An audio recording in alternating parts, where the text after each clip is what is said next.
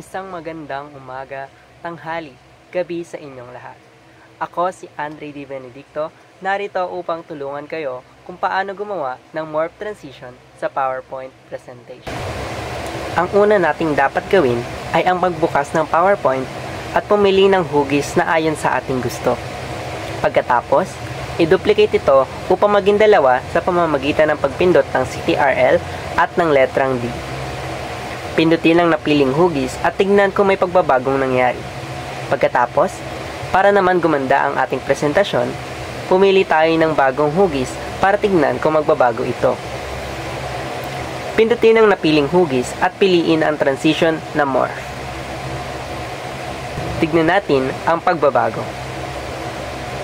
Ngayon naman, gawin natin ang pag-alis or exit ng ating napiling hugis. I-slide or ilagay natin ito sa gilid upang mag-exit.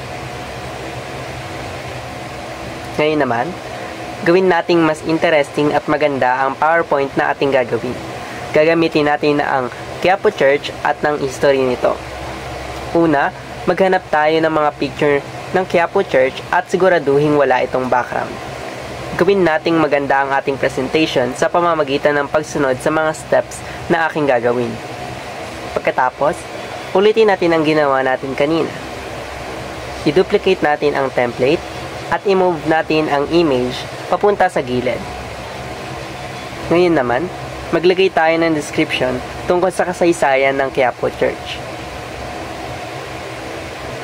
Pagkatapos, gumawa tayo ng bagong headers na pangalan ay history at i-group natin ang headers sa ginawa nating description.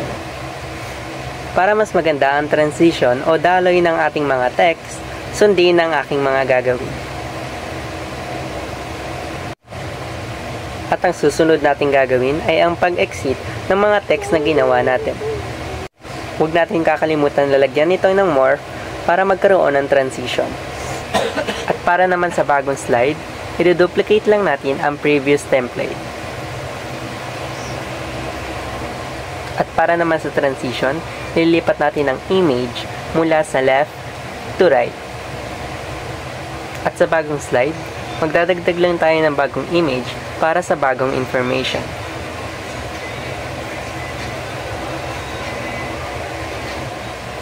At katulad ng ginawa natin kanina, ilalagay din natin ang mga information at image doon sa previous template para mas maayos ang pasok nila dito sa new template.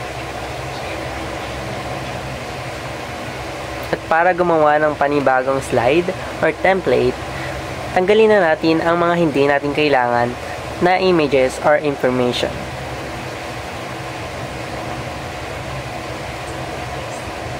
Ngayon naman, tuturuan ko kayo kung paano mag-transition gamit ang mga words, characters, at objects.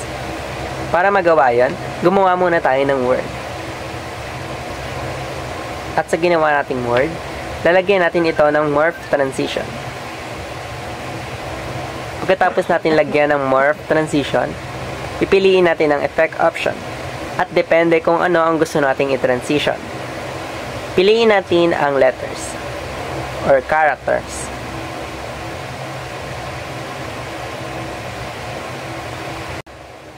Ayun lamang. Maraming salamat sa inyong pakikinig at sa muli.